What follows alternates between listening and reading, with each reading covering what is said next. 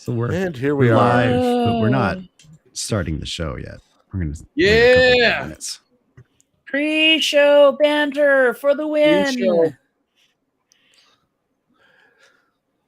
So how was everybody's weekend? Anybody do besides SF from what I've seen was this weekend? I going on right now. But the pictures that I did see on Twitter that were floating around looked amazing. Looked like people really had a good time. I've heard that there were some real weird things that happened out there, like somebody being chased by somebody wielding a sword with the cops following with shotguns. What? God, I saw that on one of the social medias. I want to say it was over on this is at B-Sides F on Mastodon. Yeah, out on the streets. Well, San Francisco's a little weird, I guess. Okay, there was a time where that kind of thing was normal for me, but that was when I was doing medieval recreation stuff. Typically not at a cybersecurity conference. Uh-oh, we lost somebody. BSD's here, but his camera's off. Didn't lose me. Just change the location. Chased with a sword. Yeah, once upon a time being chased with a sword was a typical Saturday night. Yep. There can be only one. Do not ask me how many swords I own. Well, that binds me to ask, how many swords do you own? All of them. No, not all of them. But they are all high quality steel and full tang. 3. I don't know. It's going to be we're going to have to guess, and there'll be a prize at the end of the show. Who guesses how many swords is this like one of those, how many marbles are in this jar? Guess right, and we'll give you something. Yeah. Yes. How many edged weapons does Bronwyn own? 20. Or a little bit. I honestly don't know. I haven't counted. I'm afraid to know the answer. The world will never know. Oh, and there's a couple of knives that have been showing up in some of my feeds, and it's like, oh, that's so pretty. And it's, if I was doing an elvish cosplay, it would be perfect. But I've never seen a full-bodied elf, however, so I'd have to stop eating for about 6 months, and then I could do an elvish cosplay. Yeah. Fixing. All right. What about you, Mike? Do you do anything interesting? Sat outside in the freezing cold for a baseball game yesterday. That was really about it. I actually had a day of relaxation on Saturday. Well, as relaxing as one can get with a 6-year-old in the house. Aw, the baby. Yeah, my one and only. Yeah. None of us had anything. We actually had a Saturday where all of us had nothing scheduled. Oh, wow. And it turned into a fest of, let's see how bad we are at Super Mario Brothers.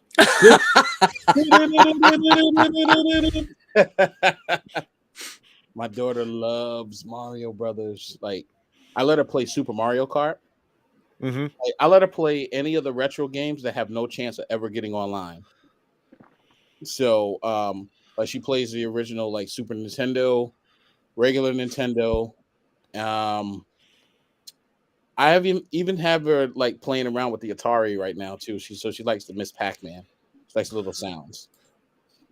Nice. So, you checked out the movie yet? Yes, I did. Peaches. I haven't seen it yet, but I hear good things. Yeah, definitely go check it out. Yeah, I haven't seen it. My son's aunt went ahead and brought him to see it when she was sitting for him one day while we were at a wedding. Oh, wow. So he's seen it. The wife and I have not. You know what? I will say this. I haven't been this excited about a video game movie since The Wizard. Ooh, The Wizard was a video game movie? Fred Savage. Oh, that's a classic. Yeah. That's when I first learned about Super Mario Brothers 3. Yeah, I remember the scene in that movie where the kid who's the wizard just happens to already know where the secret passage is in Mario Brothers 3. It's like, how is no, that can't be possible. There's no way he could have known about this. No. Like somebody told him that was there ahead of time. Go there. Gator Man. Gator Man. Gator Man. What's up? Welcome, Ralph. Welcome. Missed you at Hack Space Con, man. Oh yeah, I know. I was pretty busy. I just got back from New Orleans. I was there this weekend. Wow. Yeah. We actually went on an airboat ride, saw some gator. Oh, nice. Ooh. How different is that from a Florida airboat ride? It's the same. It's identical, actually. Just it's in New Orleans. There's the difference. Are we doing the news? I guess We so. are. Yes, We're pretending that we are. Corey, why are you backwards? Oh, Yeah, Corey is backwards. Is sorry, this I got all Restream- turned Oh, he's around. got the mirror. Is Restream flipping everybody? No, I It's turned flipping mine everybody off. Me off. I want to It's be flipping mirrored. everybody off. There we go. Okay, I unflipped. There Corey we could go. be backwards all he wants, as long as those lights light up. I love those lights. And look, they're doing it again. Oh, they're still lighting up. They're just lighting up backwards. Yes, that's okay. You have a lights fan. So, what happened this week? Did there was? I don't know. there was We're no gonna find out. There was no. I heard hacks you or like. anything. I heard you like supply chain compromises, so I put a supply chain compromise in your supply chain compromise. Yeah. Let's So Good place The for more it. complex it sounds, the better the attack. where are the kitties? That's a good question. I have 4 of them. Corey has a I'll whole try to cat summon them. factory. Let me hold on. Let me switch to my bilingual cat language. Turn on the cat translator. Cat Okay. GTP. I just said, get up here. We're podcasting. Let's do the news. Cat GPT. I like that. Yeah, we need cat GTP. I actually am training Cat GPT in my house. Interesting. So far, the laser pointer training is extremely effective. Interesting. Laser pointers and cats are good times. Oh yeah. Great times. Great. Corey, Ralph, do you want to volunteer for host today? Doesn't I, matter. I volunteer as tribute, or I can volunteer Ralph as tribute, which is even funnier. Ralph no, it can gives do you it. Corey. He didn't. He's not like he slept like You get- 3 hours last night. You two need to do rock, he does look scissors, tired. paper, Spock. How about you just randomly choose and switch between us halfway through and see what happens? Okay. All right. We ready to start this thing? We'll just Let's do improv it. Well, yes, and it'll be fine. Do we never not improv it? I mean, We yeah. always Imp- never imp- not improv it. Improv is our jam. Not improv. Improv.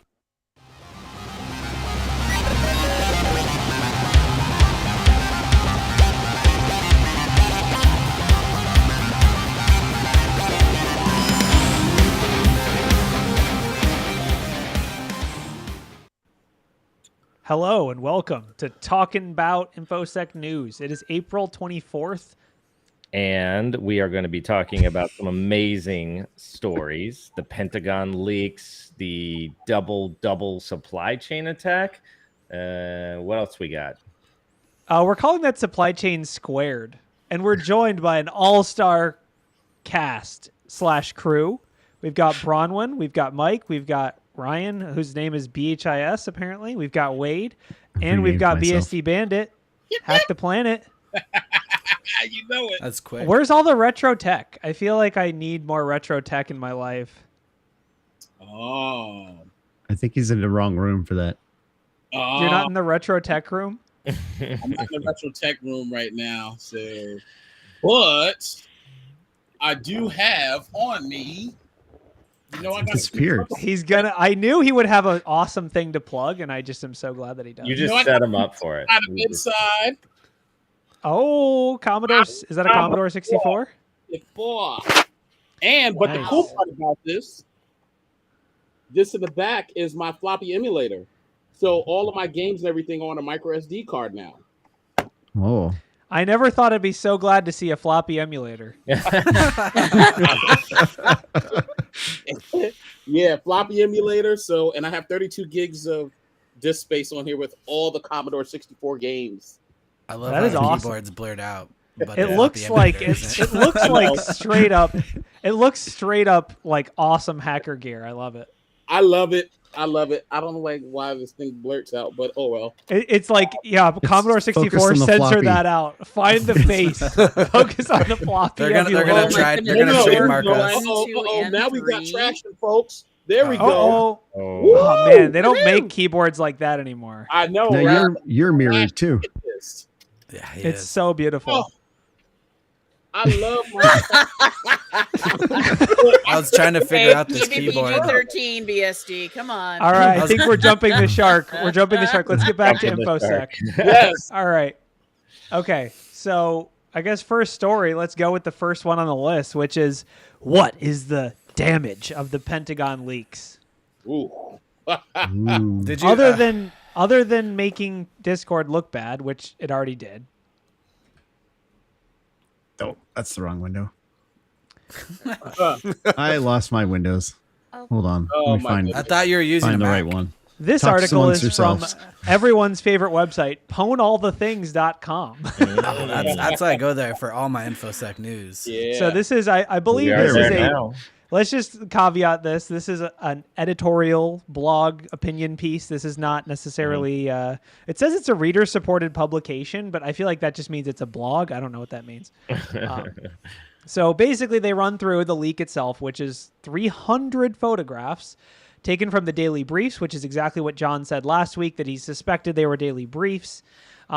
These, also some CIA Operations Center intelligence updates. Some of these are high resolution, and they're readily available on the internet. I assume that means, you can Google dork them.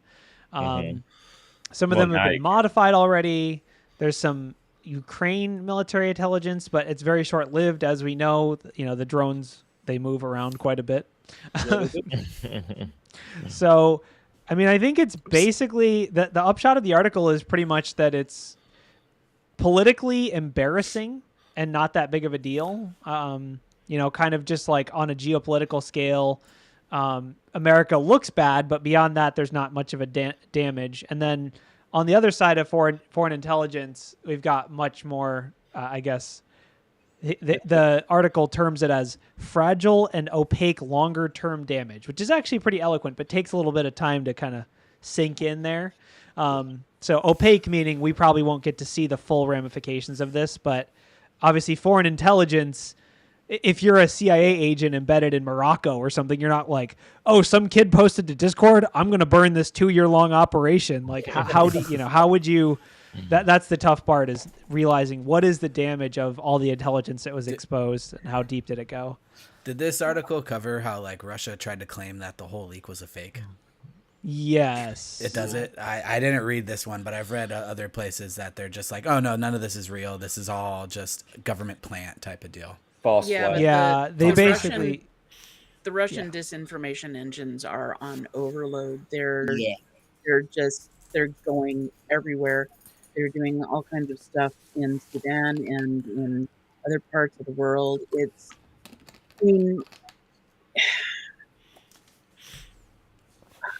I don't. Well, so what they did, and this is pretty funny, is they just took the casualty numbers and just divided them by 10, and then also pumped up the numbers for the Ukrainian casualty numbers. So it's like, what should I do? Make it look like less people died on our side, and make it look like more people died on the other side. And post. Yeah, and then post it. But I think with a lot of these leaks, the number one thing is I think it damaged lives. I think that would be the number one thing, Yeah. damaged lives. I mean, yeah, we got data and everything else, but that data could lead to somebody determining whether they live or die, right? Yeah. Yeah. So- and Agreed. intelligence briefing. Intelligence is an interesting thing because it could be, like you said, someone's, undercover identity Right. or the operation they're on or things like that. That all that maps back to a human life, not, 900 million credit card numbers in a file or Right. whatever. So, Right. I mean, Well, that's and big for the PII. Yeah. The other thing about intelligence too is that it's not necessarily knowing this is happening right now, but over time, a good analyst is going to be able to take multiple reports and identify patterns. And Right. so even though this stuff may or may not have been accessible on the open web and available through Google Docs, the fact that they were able to get a repo of concentrated high test data directly from the Pentagon and drop it into the hopper for continuing analysis, pattern recognition, and identification of assets that may be in play now or in the past, that allows a good analyst to see what those patterns are going to be and make Right. more accurate, educated guesses going forward. And that's where the real potential for harm exists. Yeah. I think the other thing, that's sort of interesting is like you think about how the data, so the data was posted to a Discord with 20 people in it, right? And then somehow the data from there made it elsewhere. So I guess like obviously the original leaker, I think it's funny how most people have just skipped the step where they just assume that one of those people was like, whatever, just share it with it's kind of funny that we no one has talked about, oh, well, what about the next person? You know what I mean? Yeah, What it about got like the leaked. next person in It the got chain? leaked like 3 times, before it Right. got widespread. So Right, exactly. So it's just basically the assumption is, and I guess from a security perspective, what do you think? Like, if you were breached and someone, let's say I was hacking into your company and I posted all your credentials into a group chat or whatever. Do we just, I guess that from this point, we just assume that no matter what, all that stuff is breached forever? Like, it's interesting from like a security perspective, you have to assume once it was posted to a public, even though it was private to 20 people, unless all those people are, going to agree to delete the data or whatever. And then there's also the question of, well, Discord possesses the data. It's just interesting from a breach perspective, But like White Cyberduck said is your group chats will leak. Facts. I look at the internet like this, right? The internet is nothing but a big vacuum that never releases anything.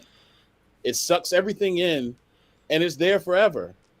If you want to go back to your favorite decade, you can.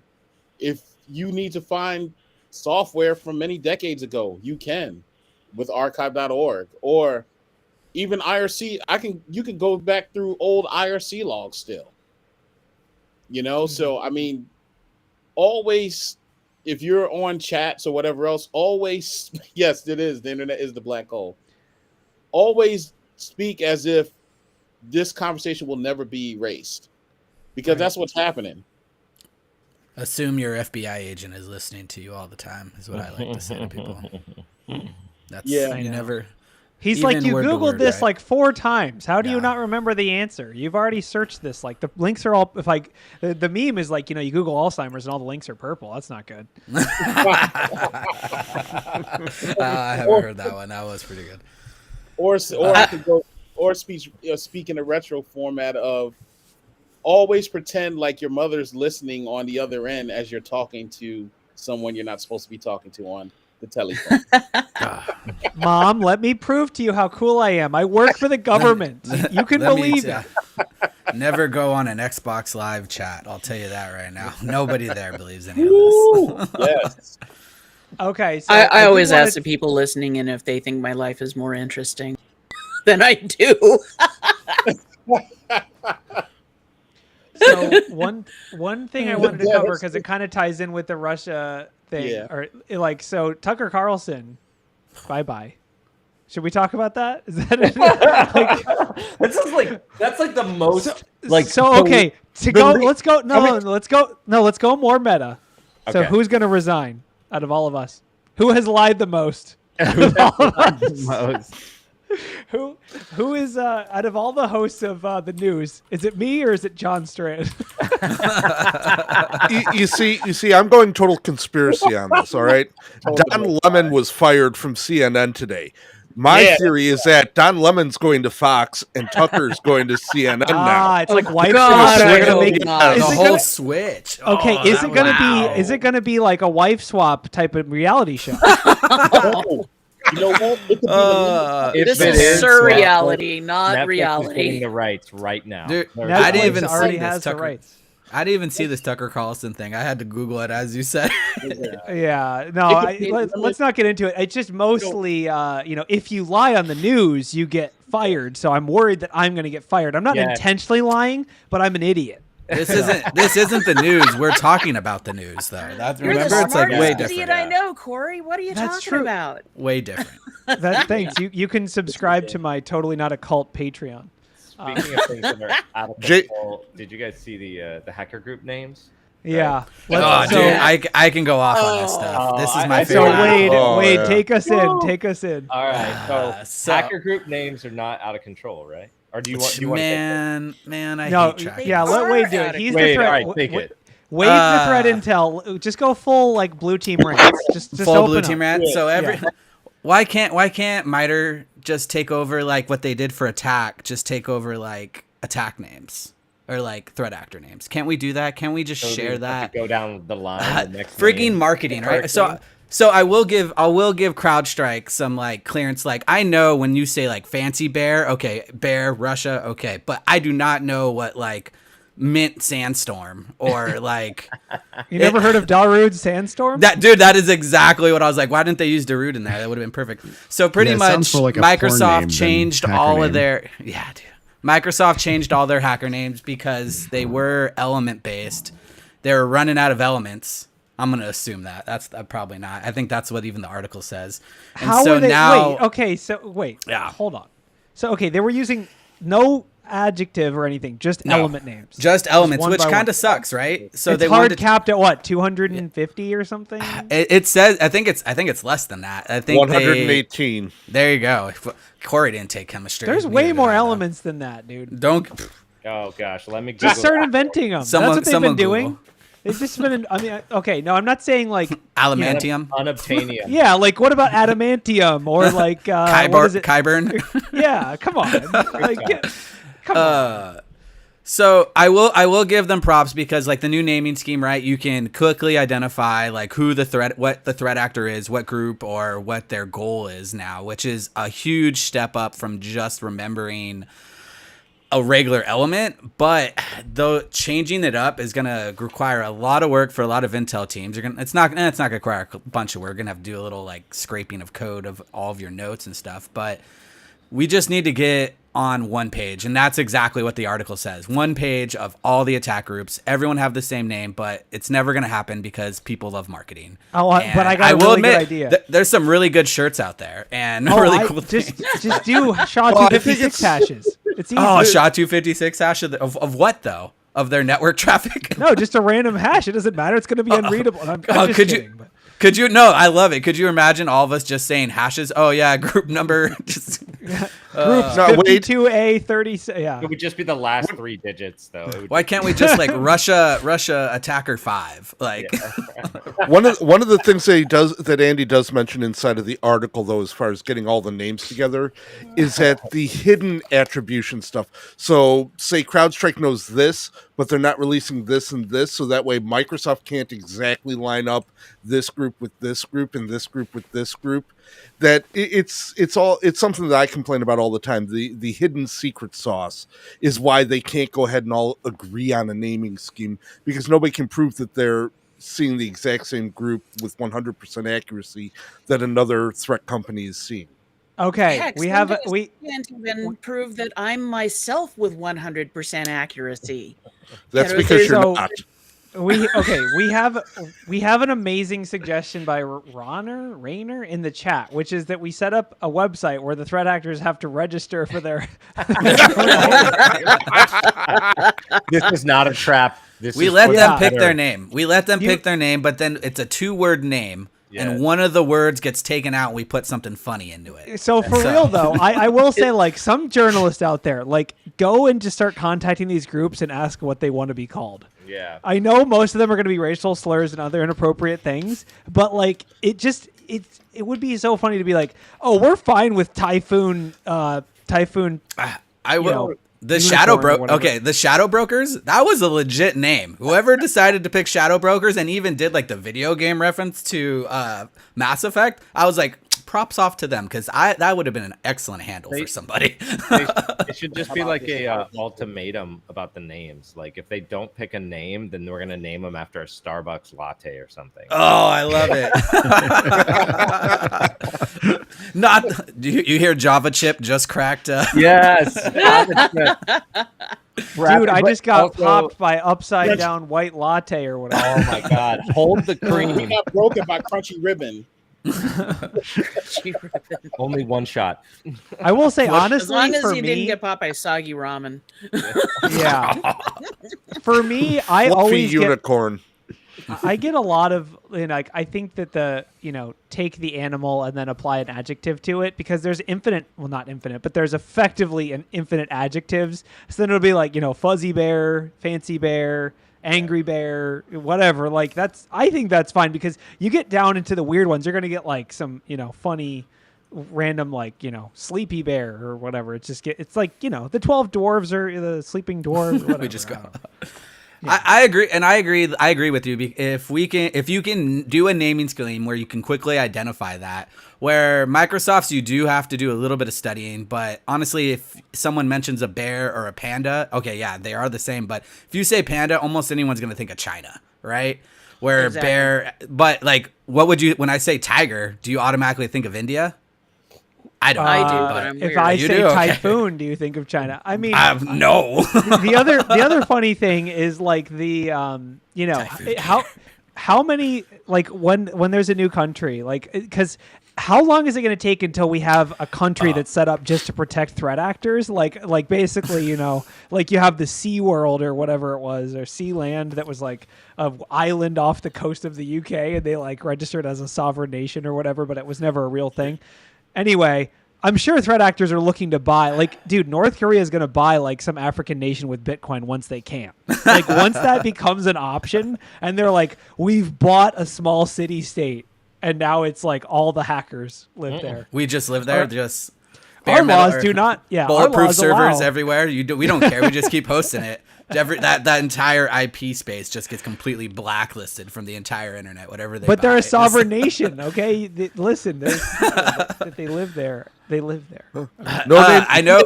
has the right question on that one. Isn't that already Russia? Oh yeah, good point, good spot. Russia and Iran. There was a hack a little while ago where the actual IP space went back to like either Russia or North Korea. When we talked about it, I can't remember which one, and everyone's like in awe because it actually no one. It might have notices been that. North Korea, and then we might have talked about how Yeah. they only have like a /20. So, Yeah, like, I think they that was really- exactly. On this same news, a Mandiant's report came out, I think either last week or semi recently, and they actually mentioned a for-profit Mexico-based threat actor, which honestly I had never heard about. Which it makes sense, right? I would say it's kind of a good place to set up shop just because of the way the government's kind of set up sometimes. But whoa, you're way too close to the U.S., dude. no, that's a good point. And they probably do has extradition. treaties I wouldn't there, worry right, about it. huh? They can't get over that wall. We can't. You can't go- I had just There's a never heard wall? about it, which I was like, that's great.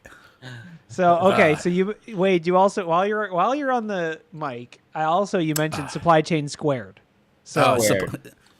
3CX turns out they were hit by supply chain squared, which I've made up, and it actually just is They double said this supply is chain. The first time they found this, right? Mandiant says the first time they found a double supply chain attack. So they Yeah, I'm but kind that's of like me surprised, saying- right?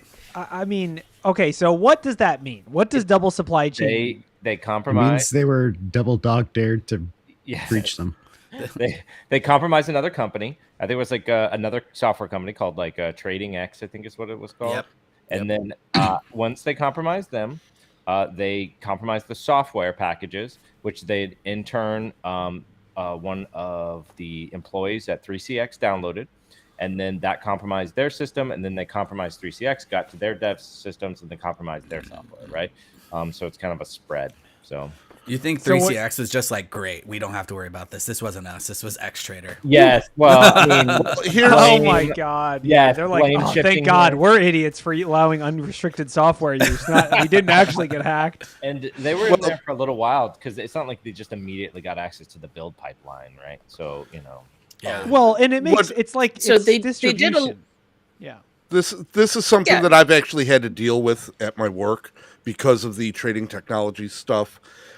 Trading technologies which made X-Trader, and the thing about X-Trader was that it was announced to be discontinued in 2018. It was discontinued before 2020, but they left the darn software up there for download, and that's what got compromised. But it's a serious piece of software for the futures trading field out there, especially in energy trading.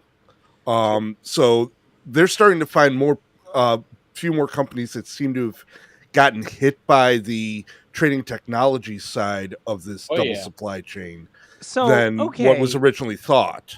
why? why exactly was a telecom company dealing with futures trading? Do we want to talk about that?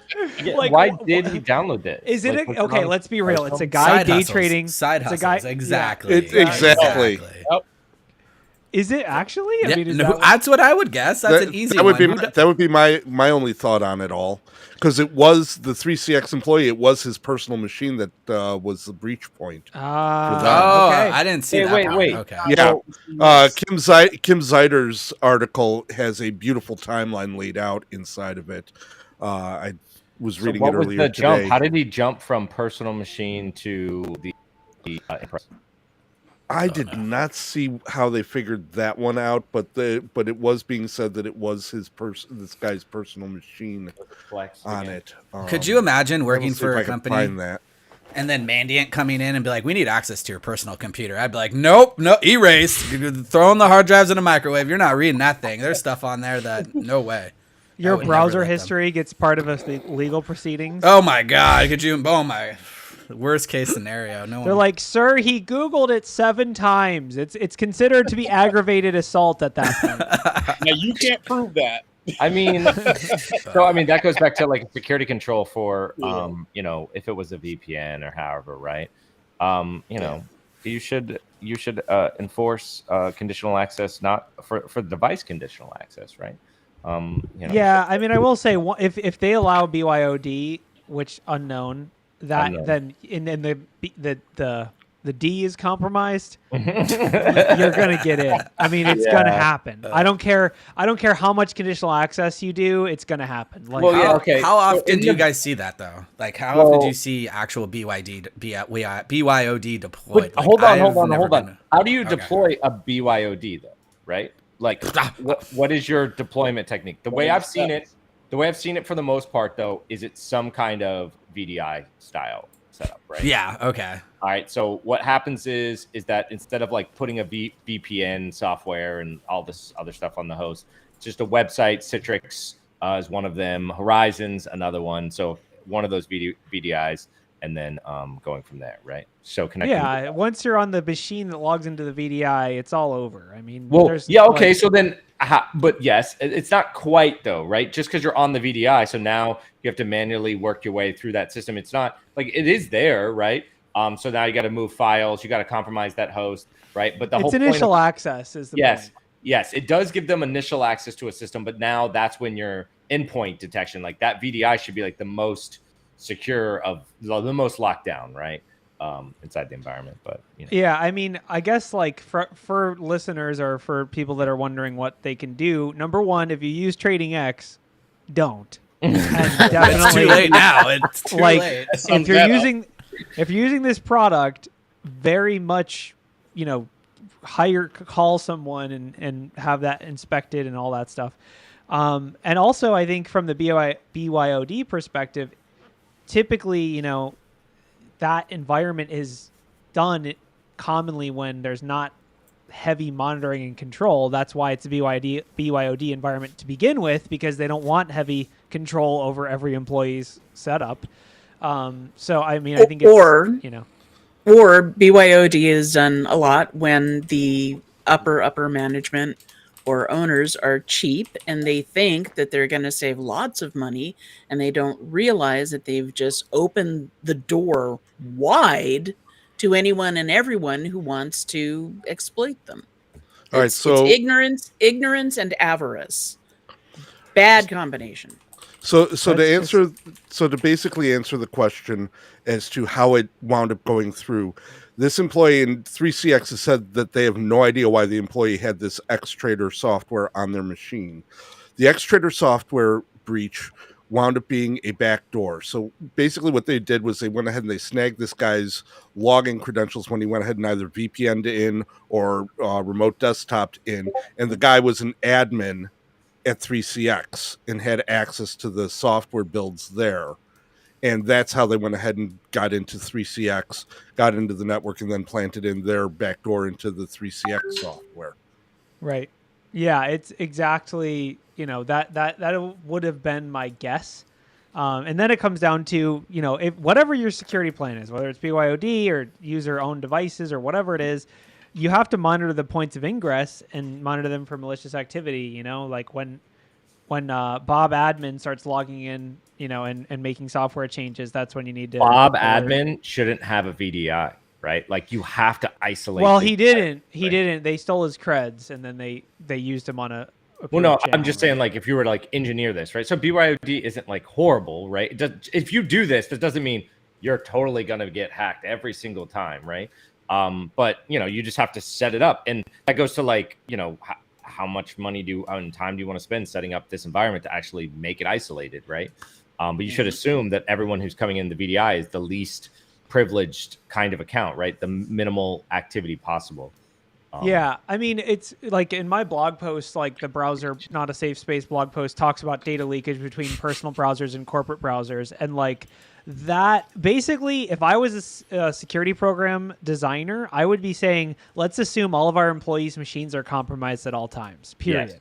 Yes. Like personal machines, I mean, not like their work machines, but let's assume that malware is running on our employees' personal machines at all times, and build our security program that way. So in this case, they're assuming this guy's PC is compromised because he has to download ExpressVPN cracked version 2.0, and he has to download Xtrader, and he has to download uTorrent, and he has to download, all like, dude, people do this on their personal machines. I just want to watch Game of Thrones, but I don't want to pay for it. Well, congratulations, you do pay for it by compromising your information.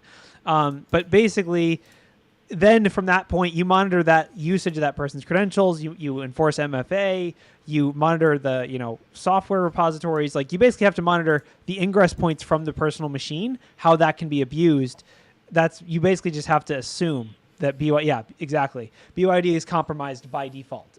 That's how you have to run those programs. There's nothing necessarily wrong with that, and it's probably a safe thing. It's like assumed compromise for internal machines, but yeah, I mean that's how you have to look at it. And then, well, that's how you have to look at everything, really. If you think about it, assume that like you said, you just said internal. Assume that internal computer users. Just assume any user is compromised. That's just look at it. There's no patch for people. So what was the? Do we know what the timeline was for this? Like from initial compromise to detection. Yeah. So that's usually like the metric more that you should like gauge your success at, right? Not whether you can be compromised, but like how long did it take you to realize that you were compromised? Right? When Xtrader was compromised, or when 3CX? No, 3CX, yeah. I want to say I thought I saw 2022 somewhere in there, but yeah. Tell me if I'm wrong, Shecky. Like, the compromise. Give me 1 second, I'll bring it up for myself. Yeah, so that's when it just says 2022. It doesn't say when in 2022. So we'll give them benefit of the doubt and say November. That's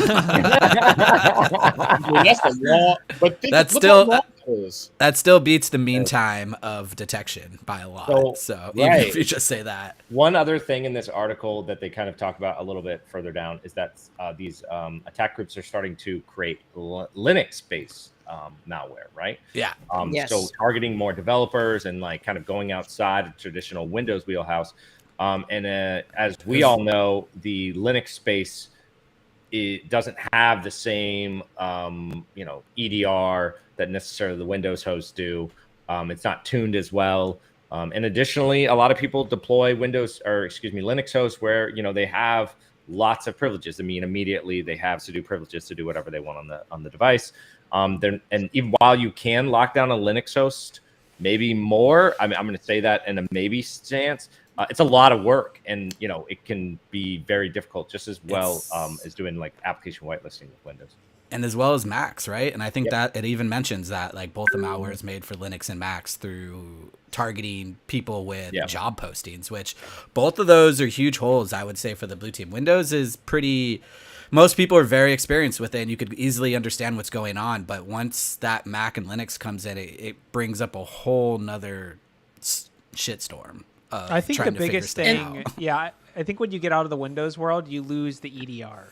Well, like you don't, but in a lot of ways you do, because just the amount of development effort that goes into it. Yeah. It's like, the in-memory, everything is just much more, filtered and alerted upon in Windows. It's not necessarily more secure, but it's more detection oriented. I think there's a better community around Windows because there's more people using it, so it's easier to find detections or find atomic red teams or that type of stuff to easily test for Windows. Whereas when it comes with Linux and Macs, that stuff exists, but one thing, getting a Mac to test on is going to be a lot harder than getting a Windows computer, because they're much more expensive, and your company may necessarily not want you to do detection on it, right? Oh, I mean, once you're involved and VM stuff, right? Refurbs are available. You can virtualize.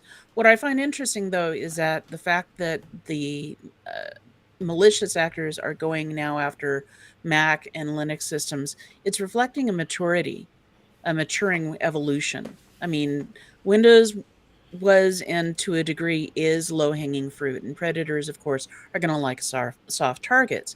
But as the viability and the profitability of hacking and infiltration of systems has become demonstrable, and they're treating it like a business model, then what is happening is now their attack behaviors are evolving, and they're going after the targets that previously were not traditional. So now we, and any other blue teamer, we have to adjust our reactions and responses accordingly. Yeah, I think basically, like in the modern world, how a lot of this stuff is done, like looking at information stealers and other like common techniques that are being used now, a lot of it is just attackers get in, they gather, like it's almost like they're running like a SOC. It's like they're gathering as much data as they can from every tool, malware, etc., and they're all sharing this information. Then once they walk in somewhere and they have something, they hold on to it and try to expand from there. It's like they aren't looking for the quick win, drop the ransomware, go. They're looking for like, well, what software can we backdoor, right? It's like they're playing more of the long game. Yes. At least certain threat actors are, instead of just, drop the ransomware and leave, because everyone has ransomware protection. Well, so remember what the target was of this hack too, right? It's crypto again. It's North Korea going after. Do we know? No, this article highlights it again, that it's, since it's Lazarus Group and they think they're after particular crypto companies to steal. Right. So, but they're playing the long game to try to, they're basically like, we will wait and keep compromising down the rabbit hole and keep going. Another supply chain. Because it's, once let's say you compromise trading X. Now you just wait for beacons. Where do they come from? Well, it depends. And when they come in, you analyze, does this company have cryptocurrency?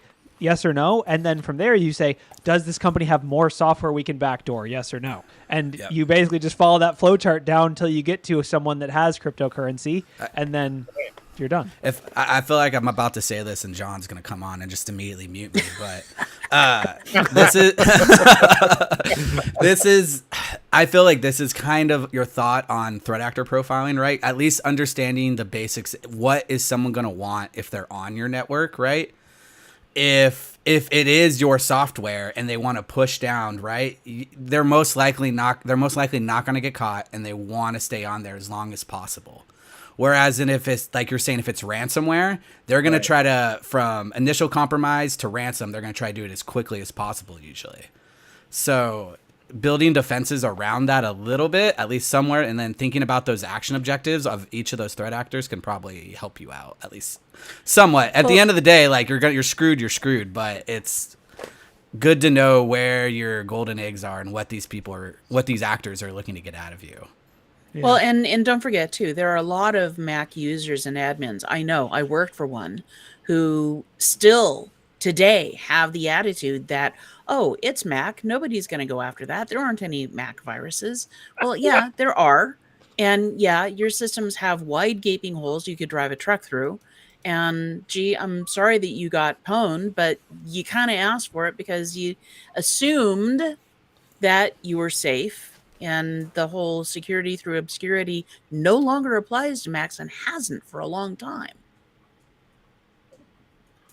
Well, they might want to look My at this. rant. You're mirrored, so that's very hard You're to read. mirrored. You're mirrored. The art. So pretty much the art of Mac malware. So I it actually exists, could right? read that, but I actually could read that, but I'm an alien. We know this. So, all right, what's next? John Strain did not join in Mute Wade, sadly. I know. right? I was hoping There he you was going to get called in here. Oh, Juice There we that- go. There we go. The art of Mac malware. the wow. I think I have that. Who's the publisher? Patrick Publisher. Wardle. No, that's the author. Publisher, Who's the no publisher? starch. No starch. No starch. Yeah. Sorry. Thank you. Yeah. That's what Yeah. I thought. Yeah. Yeah. Author. But it All doesn't- right. I feel like we should cover this hot take about juice jacking because we talked about it last week and it was just God. I was This we is were just throwing out- another cash grab. So- It's an Okay, now hold on. This is taking the conversation somewhere else. It's saying like, do you also pivoting. hate juice jacking? Yeah, we're pivoting. So now we're talking about another threat, which is it doesn't have a cool name like juice jacking. Should we make a name for it? Air jacking? That sounds kind of gross. Fake public Wi-Fi networks is what they're deeming it. So I guess this attack is a fake Wi-Fi network, which does sound much more risky. That the person that wrote this article doesn't really provide any sources or. yeah, I not at thought all. that they were, What I thought they year were is little this? hot But spots. just a new name for honeypot. Yes. Well, They no, basically it's say- evil clones of different nodes. That's all. So I think basically what they're saying is like this is used to distribute the same malware that juice jacking does, and basically is like much easier to exploit. And this one I actually do think is a higher risk. Like not only karma attacks, which is basically changing the name, looking at probed networks and changing the network name to that name so that the person auto connects to it, but also just a Wi-Fi that's called airport Wi-Fi or whatever, and you connect to it and then it does all kinds of evil things. This seems like much more of a realistic attack than juice jacking, just in general. So Well, I definitely think also there are a lot of threat actors that if they set up one of these malicious hotspots, I'm trying to remember what it is. I think it's like ATT Wi-Fi. At one point, there we go. Yeah, ATT Wi-Fi. A lot of phones will automatically connect to ATT Wi-Fi, even if you haven't requested that, because it's a recognized name. So they're going to use that, and ta-da, pwnage. Do you yeah. remember a Basi- while back where a threat actor got a drone with Wi-Fi on it, landed it on top of a building, and then waited for people to connect? I read about that. That was just stunt Yeah, I hacking. remember That, that someone was so did. cool. No, I'm just- yeah. No, I it's a think better war basically- drive. A war fly. I will say, I think in general we're pretty well protected against these kinds of attacks because it's been in the threat model for years and years to have like be connected to a rogue hotspot, like whether it's a VPN, certificate pinning, end-to-end encryption, blah blah blah, DNS over HTTPS. With There's a a cell 100 phone different. with a cell phone, I mean, there's already a lot of stuff that is going to happen automatically to kind of prevent a lot of this, right? Corey was just saying the SSL with certificate pinning. So like if they're changing the DNS, there's a lot of stuff that you can that are kind of already rolled in, I know that, you know, Safari's just going to be like, no, man, it's not even going to load. We checked. Well, yeah. This is I why I think use that's NordVPN. Yes. This episode is brought to you by NordVPN. No, We're actually the only podcast in the world that isn't brought to you by Squarespace or it's weird. NordVPN. We're brought to you by BHIS. We're about to get hit up right now, and I'm gonna tell you we need some money. No, I'm joking. But when I was out of country last, I will admit I was very hesitant to connecting to Wi-Fi the whole time, but I did, and every time I connected, the Wi-Fi. I was in like the Philippines, Korea, some other places. Every time the Wi-Fi was actually faster than what internet I had at my house. Oh yeah, and I was like, this is stupid. Like. Yeah, I was so upset. I mean, it becomes a necessity a lot of the time if you're in a country that there isn't, good cell phone coverage from your provider, or you don't feel like paying, $6 a day or $10 a day or whatever it is. Yeah. But yeah, I mean, I will say, like, you connect and then you start seeing SSL errors. It might be time to disconnect. What's funny is I was on the plane last night, and they have Wi-Fi on planes is pretty common now, and it's actually the speed is not that bad. All right, it's gotten a lot better, right? Don't DNS tunnel.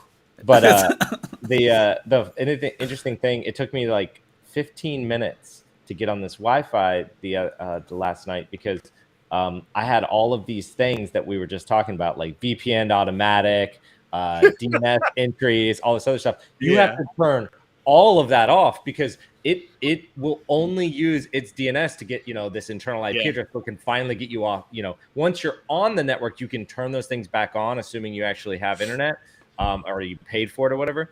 But it was just funny. Like, you had to disable everything to get actually connected, and then once you're connected, you can turn those things back. Well, there's a lot of plain Wi-Fi hacks. Like, they allow iMessage, so if you just tunnel your traffic over 3128 TCP, then it's just allowed out without paying. There've been so MAC address cloning. I mean, the problem is if your neighbor thinks you're a terrorist, I mean, you're on the no-fly list. So. Don't even get that chance. If you just have a terminal up, you're probably going to get called out. When I opened up Visual Studio Code, I'm always like, oh man, this probably looks like I'm hacking something. Probably because I am, but allegedly. The good thing is, it's all legal. It is funny though, because what is it? I was on a plane. This is a while ago, and what was I looking at? I think it was just like the SMB devices on the just on the network, like the connected. First of all, they weren't isolated. And so I just started seeing computer names that happen to be SMBs. So this is Windows, right? Windows computer names. And one of them was like straight up the Marshall service. Like, I'm like, oh, well, there's a Marshall on the plane, right? Like, it was wild. Yeah, they actually have, how they have air marshals? So now they have cyber air marshals where they just put, they put a responder on, they just boot up their laptop, put up responder. And if you send a challenge, they're like, nope, which seat was it? Who was that? Who was that? Who had the laptop right now? It was A23. It was him. It was you the whole time. Here's the funny thing, and kind of the lesson there is that I wasn't even doing anything, right? It was just like the names that were showing up there. It wasn't like I was trying to scan. Auto discovery. Yeah. Auto discovery. Like your Windows computer would be like, hey, look, there's like another computer over here. Here's the name, you could just click it in network discovery. But so the point being is that the plain Wi-Fi should probably have isolation. They're not that secure, right? They're Right. What are you talking about? It's up in the sky. It's got to be. It's so much higher. Could you imagine if you brought all the computers down, like on a long distance flight, then no one could watch movies? How hated you would be if they found out it was you. Yeah, maybe you would ground the airline. And I can't watch a movie. Who's responsible? Out with it. That's all Linux too. But the funny thing, it's a Plex server. It actually is. I mean, it literally is. I think it's actually Jellyfin, but yeah, basically, like you can literally, if you're on a plane, sometimes when they reboot the system, you can literally see the tux, like the little penguin just sitting there. It is Linux. But which is terrifying. Then you hope that the plane isn't running Linux. It is. But yeah, no. The other thing I was going to say is my favorite thing is like on the plane in the in-flight entertainment, they have like air crash investigations. Like put that on and watch a documentary about an air crash investigation like on a plane. It's like this. It's like you almost are tempting fate. You're like, strike me down. Wow. Oh, so can we talk about this one? This one isn't as Oh yeah, it happened again. We got to talk. I actually put this in there. Here we go. Here we go. Southwest so- can't stay yeah. in the air. Here we go again. Southwest Dang. tech debt strikes again. Heck Yeah. yeah, right. So this is, here's the thing that really surprises me. Their executive team issued an improvement plan, and it still happened. I thought that saying you're going to fix it just magically fixes it. So Is that not how it works?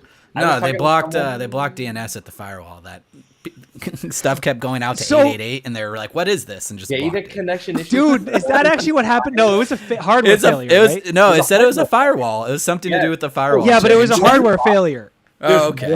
I think it was a hardware. And if that thing goes down, all the planes do too. Like, come on. So okay, so here's the reason, and I was like, this triggered me so much that I was actually like complaining about this to other people in my life that are not like infosec people. I was like, firewalls from the very get go, like the day you install it, it's a single point of failure. Like by definition, this is the thing that plugs two Ethernet cables together, and one of them is the internet. So like. You know from day one that this can fail and take down your internet, and you don't do anything about it. And like they didn't have redundancy, and the icing on the cake, it's a vendor. Who is renting firewalls, and who are you renting them from? Like, can I be this vendor? I'm just like, yeah, I got a Unify. You can rent it for $200 a month, which is how much it costs every month. Like, what? Who is renting this? And also, like, they're blaming it on the provider. It's like, dude, you subscribe to it's like a movie theater that like subscribed to Netflix and is like, well, Netflix went down. Why didn't the movie play? I don't know. Well, come on. They were actually running Pi-hole, and it went down. And Their whole DNS for Southwest was on a single Pi hole. it was a Raspberry Pi. It's low power, guys. We're trying And to the save SD card just wore out after all those requests from all those planes. It just couldn't handle it. no. Gave up. Couldn't take it anymore. That's funny. Yeah. So your tech debt. So I thought it was funny because they've had a bunch of other like not necessarily tech debt issues or some, but that is also an issue, right? It's like they just keep running into more technical issues outside of just the planes not having fuel, right? That's Their tech debt has high interest. Yes, Their tech debt has real high interest rates. there was another article in here about planes. Planes, trains, and automobiles? Do we have under nation state on nation state action, there was the Eurocontrol says websites under attack by pro-Russian crew. Which sounded interesting, then came to find out it wasn't as cool, but Oh well. There's a guy, he actually lives in Deadwood. His online name is Box Swapper. If you want to talk about airplane security, he's a really good one to talk to. I don't want to know at all. I'll never fly. I don't want to have to drive for the rest of my life. If you'd like to commit a felony, please come on the show sometime. So yeah, I think with the Eurocontrol one, it's just like they were taking down the websites, but it had no impact on air travel. So it did have impact on smaller. They said on smaller airplane or smaller whatchamacallit, like air crews or whatever. Then they had to revert to fax machines because of that. Which I honestly, it's kind of scary if you're DDoSing that, and it does have some effect, at least on anybody. I would say that's semi sketchy. It is just a DDoS attack, right? Which I would classify as a minor type of attack out there. But if they're picking their target, it depends on what you're DDoSing. But if you're picking your targets, I would say an airport would be something pretty gnarly if that happened. If all of a sudden flight control went down. The real question is, why didn't they blame the vendor for their websites? Nah. Why weren't they like, it was you, Squarespace? Anyway, this episode's brought to you by Squarespace. I got one last article to talk about before we run out of juice here, and this is the APC unauthenticated RCE and the UPS software. So APC makes ups, right? And they have a bunch of different like controls. And all of them have the default passwords based on 10 years of pen testing. Yeah. APC 1, 2, 3. APC. But you might not know is that these devices have these, they have a network controller that you can add to them, but they also have a software that manages those, right? So think of this as like, a higher level controller to manage a bunch of other APCs. And that is what looks like has the 3 different CVEs. It's written in Java, so I'm surprised it's only 3 today, probably. But yeah, if you're running that inside of your environment, you definitely want to take a peek. What are the consequences of that being? So hold on. Cracked? Turn off all your servers, dude. Yeah, they could literally just turn them off. Yeah, keep in mind in every APC there is a single point of failure: power. The real denial of service. Yeah, that's it. That's a denial of a lot. Yeah, but so okay, here's the thing. As an admin, I never changed the default password, and that's why, because I knew that someday there was going to be an unauthenticated RCE. I figured just let them in. Don't bother with the RCE, because guess what? If you just let them in, they can shut it off, but at least it doesn't crash it. That's one way to think about it. Logic. Yeah. Admin logic. Dude. That's a good one. If you do want to protect yourself, style.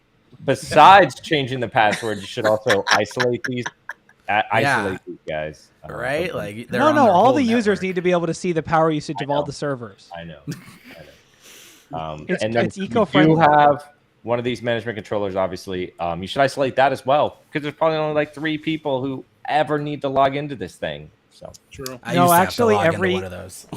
Every user's computer plugs in, hooks into the smart UPS and reports its power usage. Oh, okay. That way we know that we could do better at saving. That way we know that we can always get hacked. Got it. I have one I want to ask you guys about. All right. If you want to do one more, because this is We kind of been started late, so I'll Yeah. allow it. Okay, I put it in chat. This has been a project of mine. I was more of trying to recreate this. It's a bring your own vulnerability.